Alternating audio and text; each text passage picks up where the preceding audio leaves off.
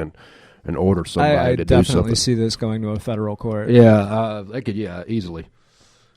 To segue a little bit, I'm going to get away from that a little bit, that kind of type of stuff. I know you're not into sports. This is not really sports related to the extent of sports itself, but Junior Seau, you ever heard of him? Okay. Oh, yeah, I know he is. Patriot, former Patriot. Mm-hmm. Well, he's passed away, He had died here a while back. Yep. And his family was offered a $4 million settlement from the NFL because of it, and because he died because of injuries to the head. Right. Is what he died from. And they turned the $4 million down, and they're trying to sue for a wrongful death lawsuit. Now, I'm going to tell you where I stand on this. I stand on this much like I did at tobacco lawsuits that happened a number of years ago. If you're doing something that you know is a risk, Muhammad Ali, get in the ring and fight, and look how he turned out. Yep. If you're doing something that you know, without a shadow of a doubt, is endangering your life, whether it be tobacco, alcohol, what's next? Budweiser going to get sued for cirrhosis of the liver? If you're doing something, don't get me wrong, I'm a smoker, you're a smoker. Yep. But we know what we're doing. I am fully aware of the risks. And Philip Morris is not holding me down and putting a cigarette in my mouth. No. I'm doing it on my own.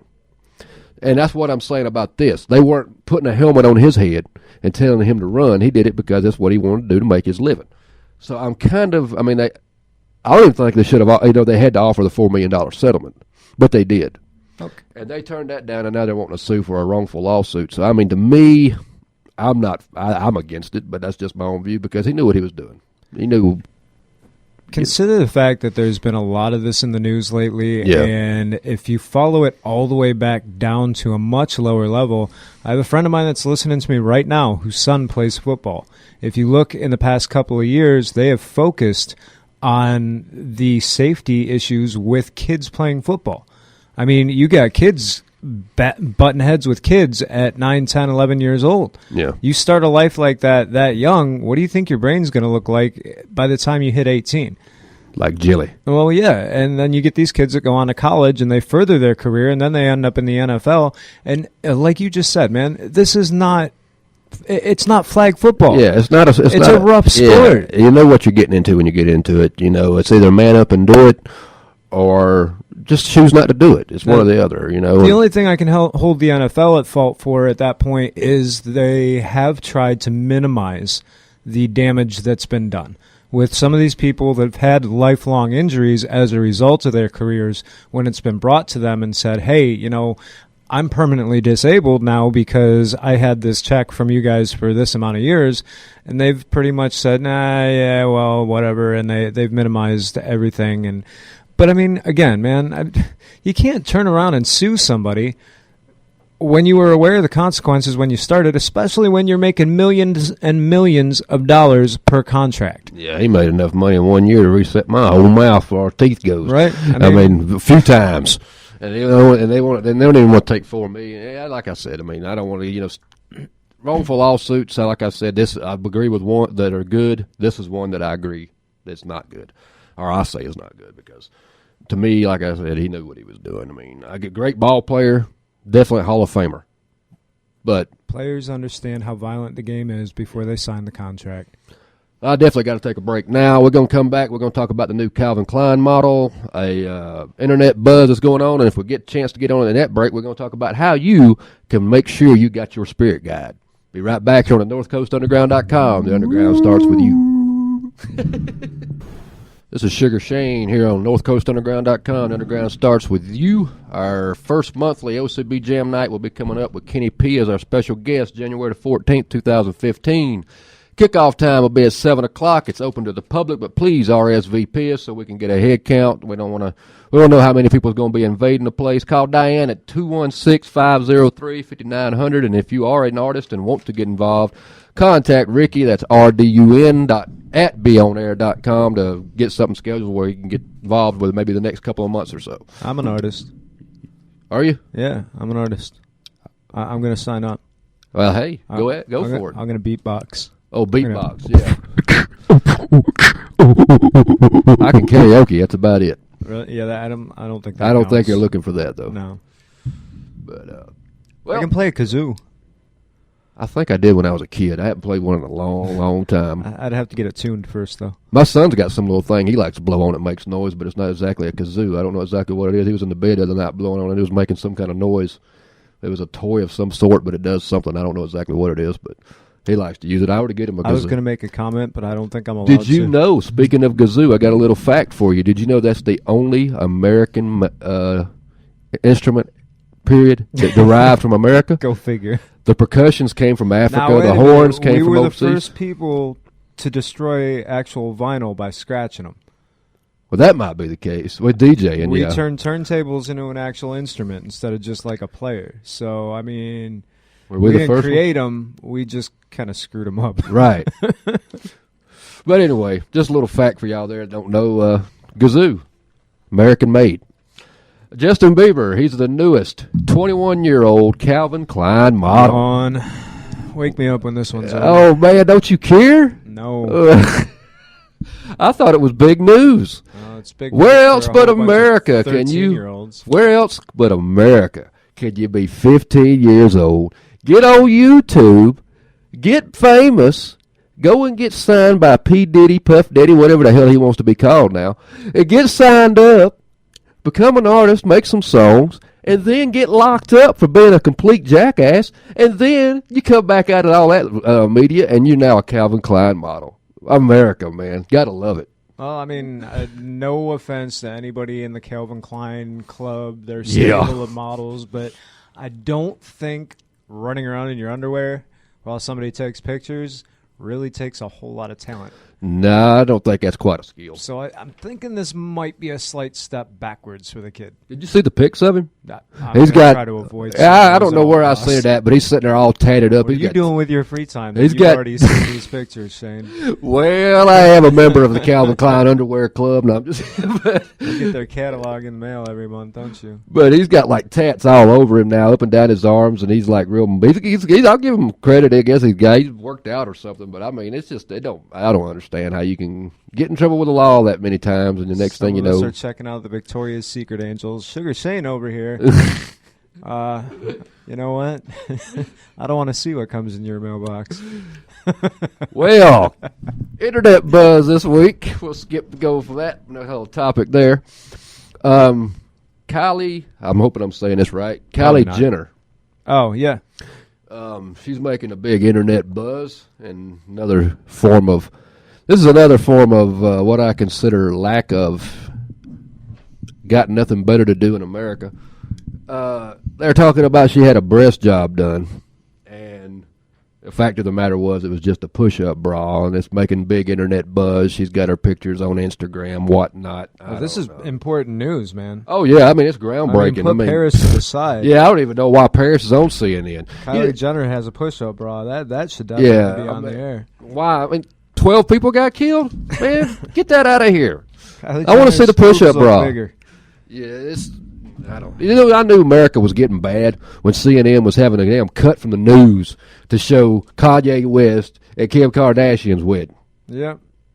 Yeah, because that's such I mean, we're cutting from groundbreaking regular news to show a guy that's a complete ass get married to this other girl that don't even... With a complete ass. Yeah.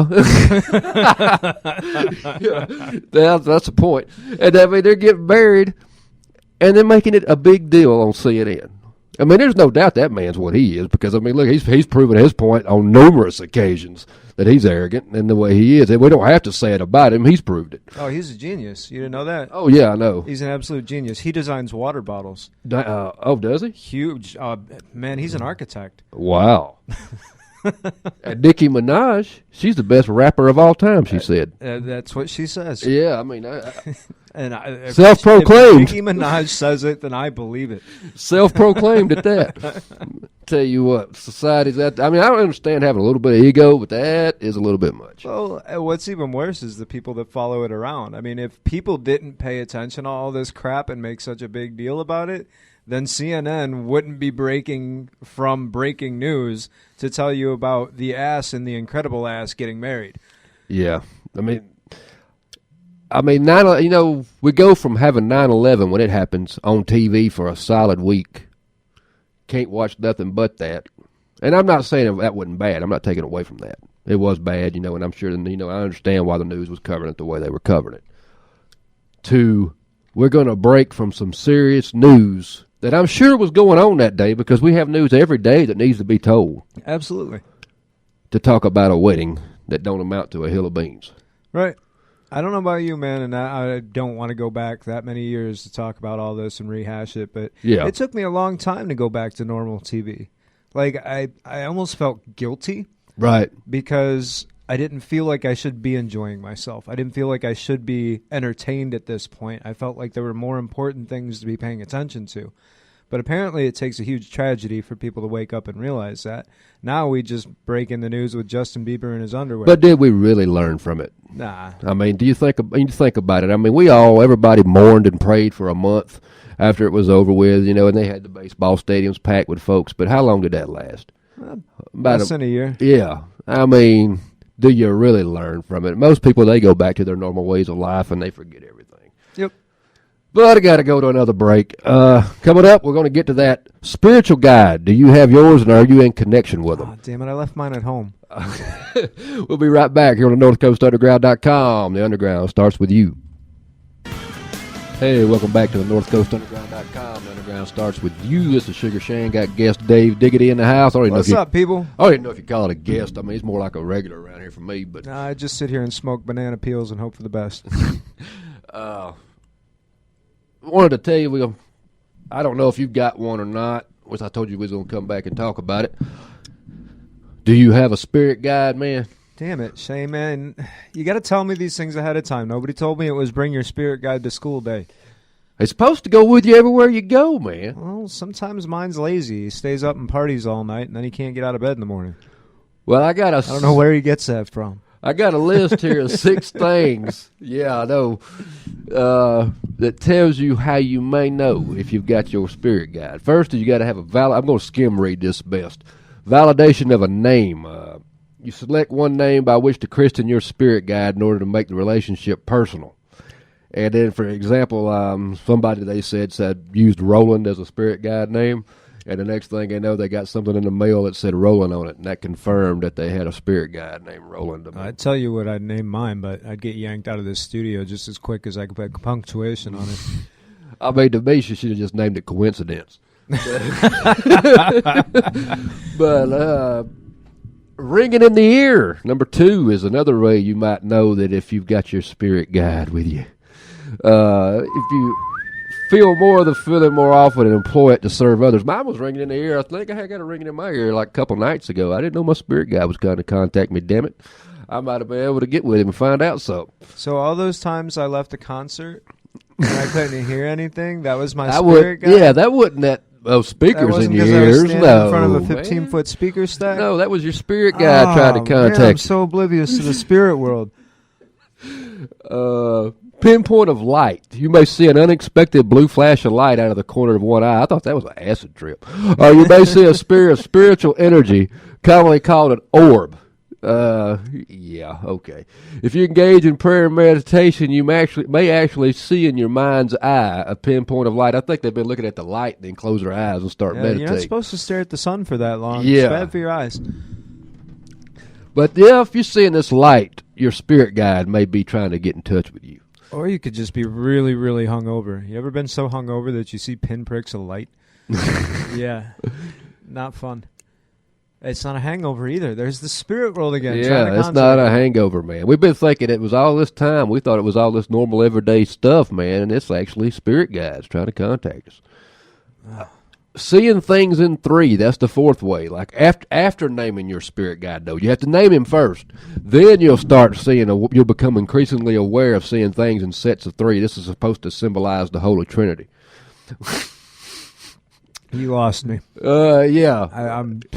I got nothing. After you get your name, well, according to this, after you get the name of your spirit guide, you'll start seeing them in 3s, like birds of the same species together. I don't know, man. That's just like seeing clouds in the sky, I guess.